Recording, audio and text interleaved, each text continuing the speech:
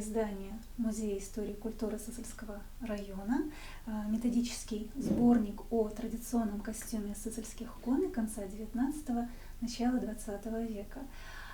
Это издание интересно и, безусловно, будет очень полезно всем, кто интересуется опытом сохранения, возрождения традиционного коми-костюма, ну и, безусловно, всем тем, кто профессионально занимается пошивом народной одежды. Автором издания является Лариса Алексеевна Цветкова, сотрудник нашего музея, руководитель клуба ремесел «Зарникут», известный в нашем регионе мастер декоративно-прикладного искусства, рецензент издания Валерий Энгельсович Шарапов, ведущий научный сотрудник Коми-научного центра.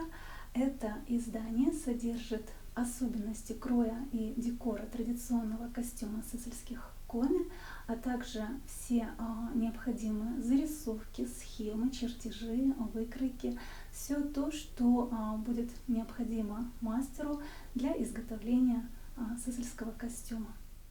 На подготовительном этапе была проведена огромная работа с коллекциями в фондах Национального музея Республики Коми, Музея истории и культуры Сысольского района.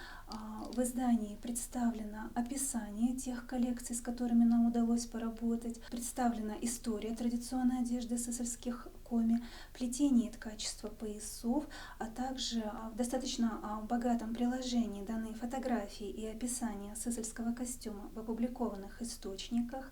В разделах даны описание мужского костюма, женского костюма, женских головных уборов, верхней одежды весенне-осеннего периода, а также некоторые параллели в одежде различных этнографических групп коми с элементами традиционного сысольского костюма.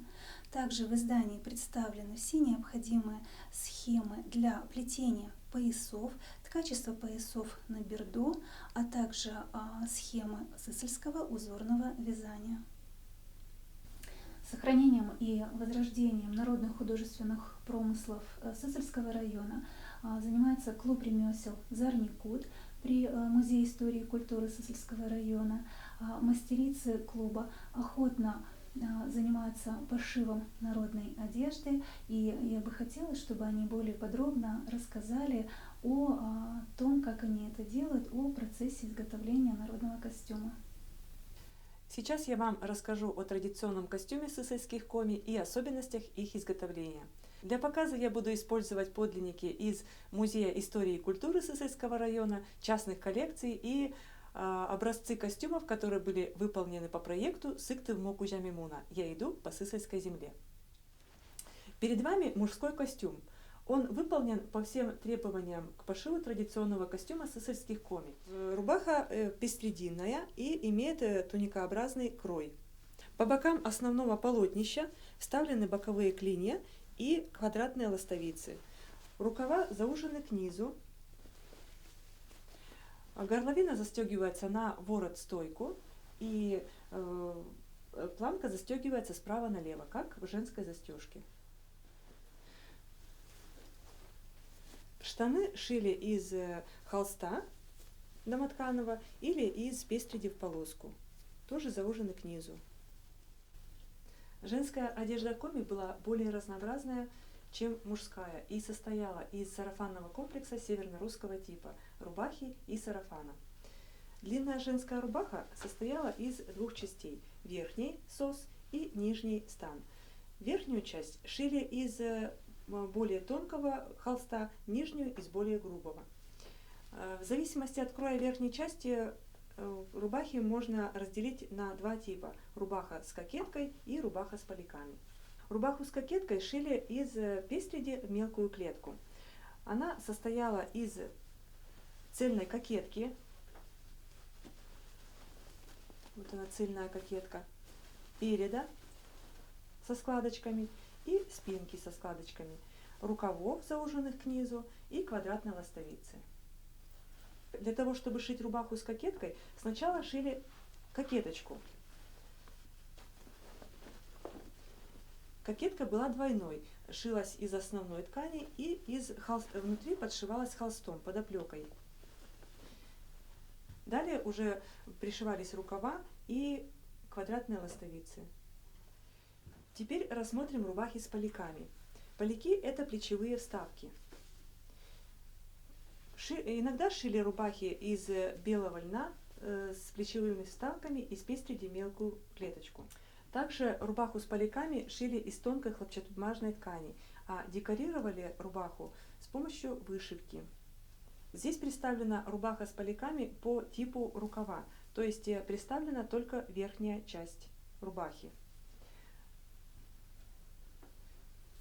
Такую рубаху, сос, одевали поверх нижней белой рубахи. Сарафаны шили из напивного холста, пестреди в клетку и сатина. Вот это у нас прямой сарафан. Это подлинный сарафан из зала этнографии Музея истории и культуры Сысольского района. Набойка двухцветная. Белый цвет выполнен в куповой набойке, голубой с помощью масляных красок. Здесь мы видим сарафан в крупную клетку. Сарафаны сысольских коми имеют корсет из складок. Складки прошиваются в несколько рядов, от 1 до 12. Первое, при пошиве сарафана надо учесть, какая у человека фигура. В зависимости от этого, смотря по узору, закладываем складки. Складки закладываются справа налево, как в женской рубашке и в женской застежке в нынешней современной одежде. Ну, а как выглядит эта складка, величина ее зависит от того, на какую фигуру ты подгоняешь вот эту ширину ткани. Так, если клеточка, вот клетчатая ткань, тут немножечко попроще складки складывать. Если ткань набитая, рисунок такой, ну, там немножко посложнее. Так, чем тоньше фигурка человека, девушки, тем складки, ну, как бы больше. Эта часть называется корсет. Вот она выглядит как гармошечка. Так, рисунок так хорошо вот подгоняется. Так, ну, корсет предназначен, во-первых, это естественное сужение фигуры к верху, и тут уже пышная получается, пышный сарафан, пышные объемы. Чем пышнее объем, тем лучше, значит, женственный человек, женщина. Так. Корсет хорошо удерживает верхнюю часть фигуры. Ну, вот таким вот образом, значит, получается как бы вот такая вот гармошечка. Потом вся эта гармошечка собирается, нитку с иголкой вот берем, и вот это вот все на маленькие складочки будем, маленькими стежочками все эти складочки фиксировать.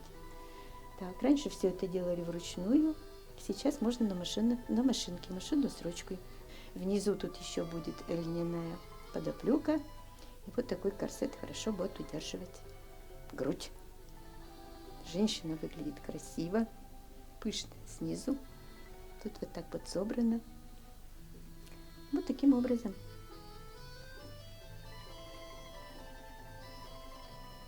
Все. Вот. Приданное для невесты. Можно потом будет и какую-нибудь ткань для окантовки использовать контрастного цвета, полоски.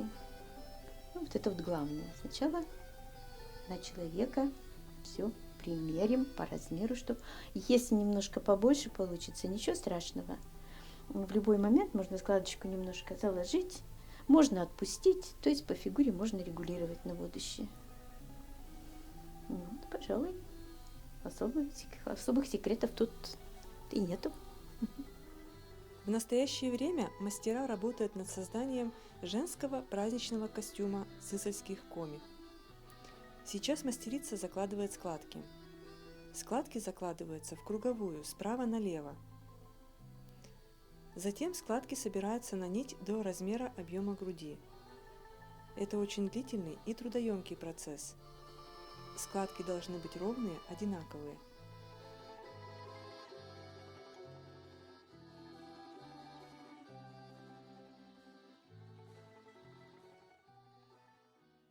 Повсеместно коми женщины и девушки под сарафан надевали нижнюю юбку. Это придавало пышность и сохраняло тепло. Поверх сарафана женщины надевали передник. Будничные передники шили из пестреди в мелкую клетку. Данный передник выполнен на основе подлинника из Национального музея Республики Коми.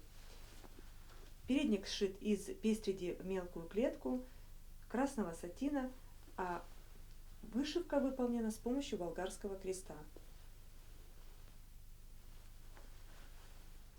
Праздничные передники шили из тонкой хлопчатобумажной ткани, вышивали растительным или геометрическим орнаментом с помощью красных и черных нитей, а по низу вывязывали красивые кружева. И еще один предмет костюма, который сейчас выполняется, это передник. Передники сысольских коми декорированы вышивкой крестиком. Орнамент растительный. Вышивали цветы, ягоды, листочки. В вышивке использовали два цвета – красный и черный. Хочу обратить внимание на технологию вышивки. На лицевой стороне вышиты ровные крестики, а на изнаночной стороне нет узелков, соединений нити. Видим красивый ритмичный рисунок в одном направлении. Про такую вышивку говорят чистая изнанка.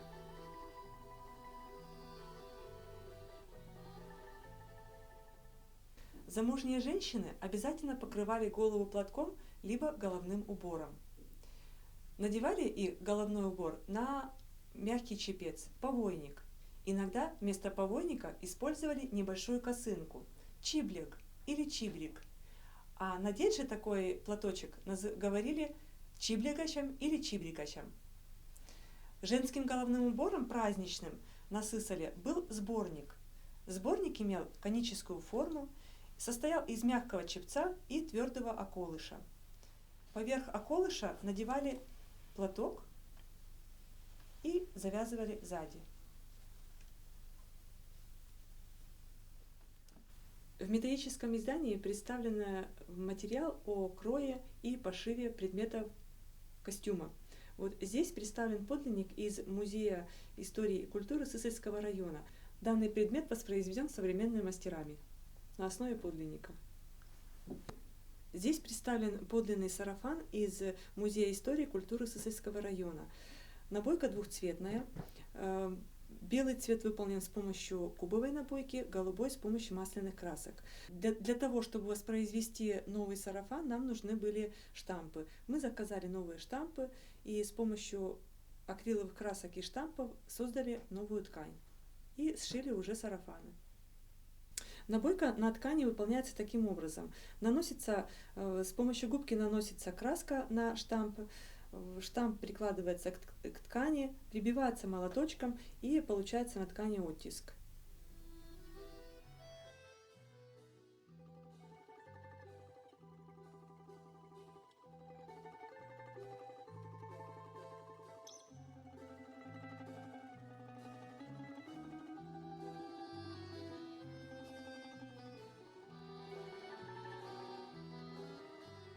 Неотъемлемой частью традиционного костюма, как женского, мужского, так и детского, были чулки или паголенки. Их вязали из шерстяной овечьей пряжи, красили с помощью анилиновых или природных красителей. Применяли узорную чулочную вязку, а по краям вывязывали рубчик. Рубчик использовали вместо резинки. Интерес представляет данная рубаха. Рубаха с поляками. Она выполнена на основе подлинника из Национального музея Республики Коми. Интерес рубахи в том, что все швы выполнены вручную. Использован шов традиционный и через край. Для того, чтобы выполнять швы, использовали швейку. Швейка – это такое приспособление для выполнения ручных швов, напоминает вид прялки. Швея садилась на донце,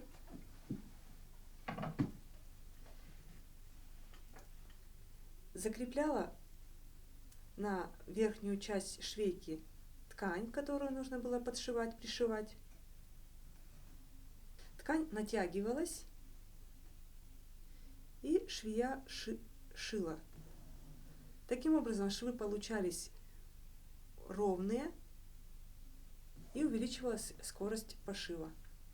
Обязательным элементом традиционного костюма сысольских коми были пояса.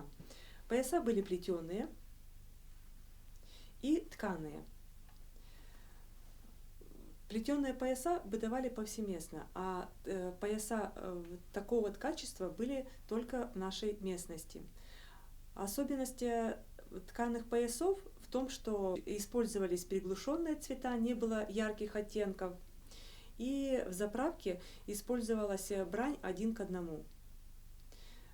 Заправлялись в основу шерстяные нити 3 цветов, а в утке шла льняная нить. Все разнообразие поясов можно увидеть в нашей издании. Здесь же даны схемы ткачества.